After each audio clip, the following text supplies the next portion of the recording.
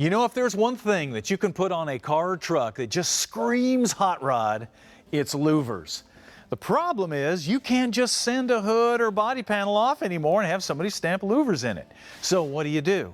Well, you go to a place like Rod Louvers and you have them make a louvered panel for you. Now basically what you do is you lay out your design, you send it to Rod Louvers, and then they will make that panel for you out of 20 gauge steel in whatever louver design that you want. Then you come in here and you cut out the old metal, weld the new louvered panel in, and you got functional louvers. Doing it this way will allow you to put louvers pretty much anywhere that you want to put them on a vehicle.